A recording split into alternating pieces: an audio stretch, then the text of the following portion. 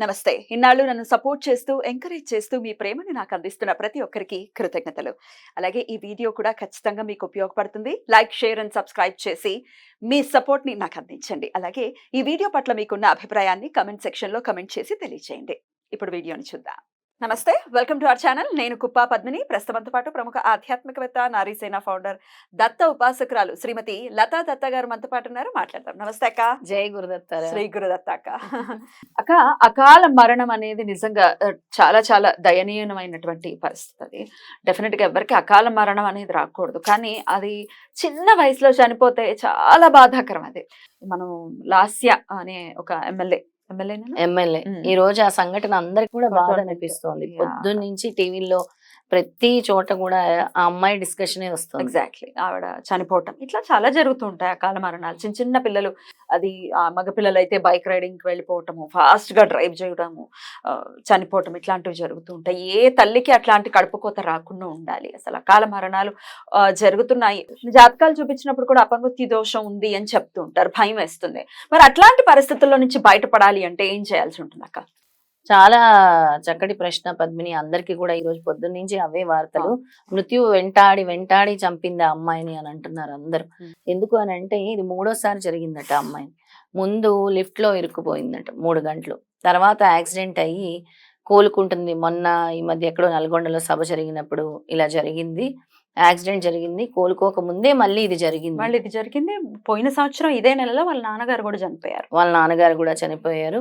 ఒక్కొక్కసారి ఏమవుతుంది అంటే వాళ్ళు చనిపోయిన యొక్క టైం ఉంటుంది కదా, అది కూడా చాలా బ్యాడ్ గా ఉండి వెంటాడుతుంది అనమాట. వాళ్ళ మంగళవారం చనిపోతే మారుగోరుతుంది అని మారుగోరుతుంది అంటారు. అందుకని చనిపోయినప్పుడు అతిథి అవన్నీ కూడా చూపించుకొని బ్రాహ్మణుడితో చేయించుకోవాలి. ఎందుకు అంటే అవి మళ్ళీ వెంటాడకుండా అవి ఏవైతే దోషాలు ఉంటాయో, అందుకే అంటాం మనం దత్తాత్రేయ స్వామికి ముఖ్యంగా పూజించేది ఈ పితృదోషాల గురించి, ఈ పితృతర్పణాల గురించి.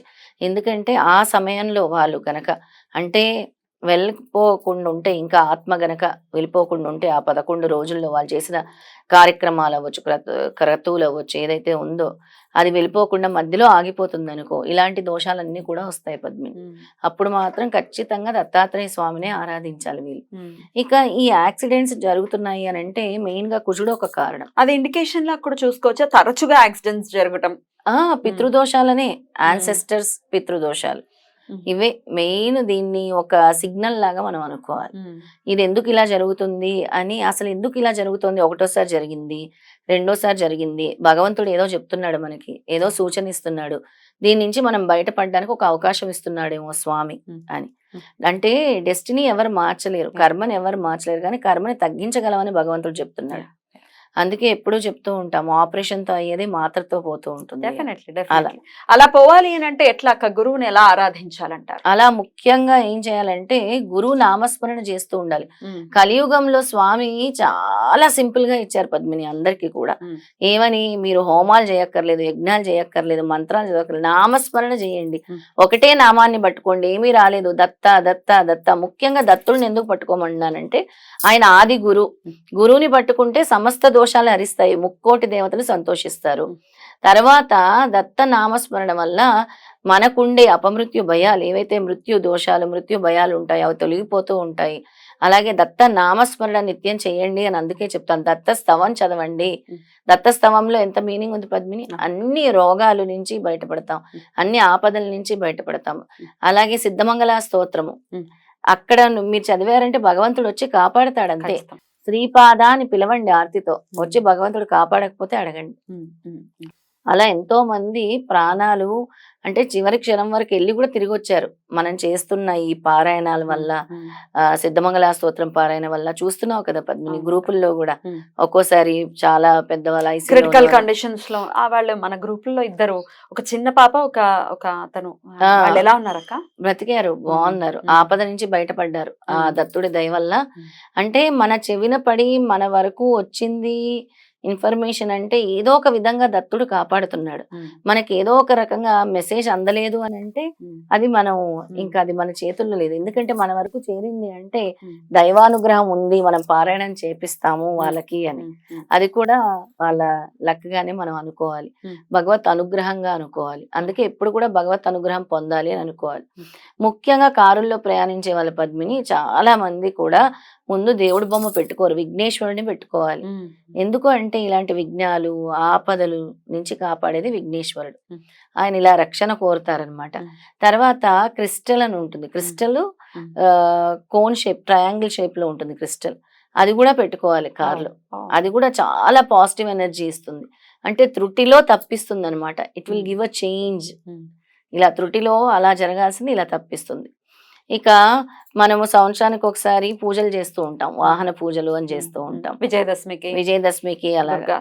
అలా వాహన పూజలు కంపల్సరీ చేస్తూ ఎప్పుడైనా మీకు వీలున్నప్పుడు నెలకో 2 నెలలకో ఒకసారి గుడికి వెళ్ళి చక్కగా ఈ నిమ్మకాయ, తర్వాత గ్రీన్ కలర్ మిరపకాయలు కడతారు. చాలా అమ్మవారి గుడిలో కూడా పూజ చేసి ఇలాంటి గండాల నుంచి బయటపడతాం అన్నమాట.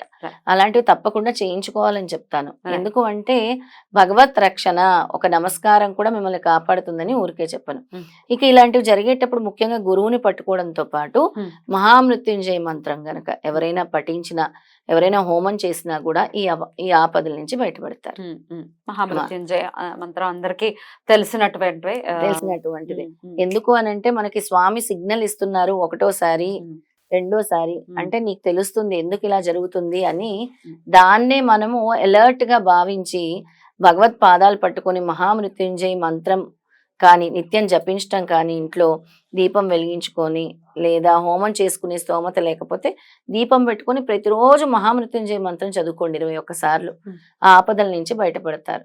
లేదా ఇంకా మీ క్రిటికల్ గా చూపిస్తుంది, సూచనలు వస్తున్నాయంటే మహామృత్యుంజయ హోమం పెట్టించుకోండి అని చెప్తానన్నమాట. ఇది మాత్రం తప్పకుండా చేస్తే ఇలాంటివి జరగటానికి చాలా బ్రేక్ పడుతుంది పద్మిని. అంటే ఇలాంటివి అసలు ఎందుకు జరుగుతాయో కూడా తెలియదు. సడన్ గా పూర్వజన్మ పాపం ఖచ్చితంగా వెంటాడుతూ ఉంటుంది.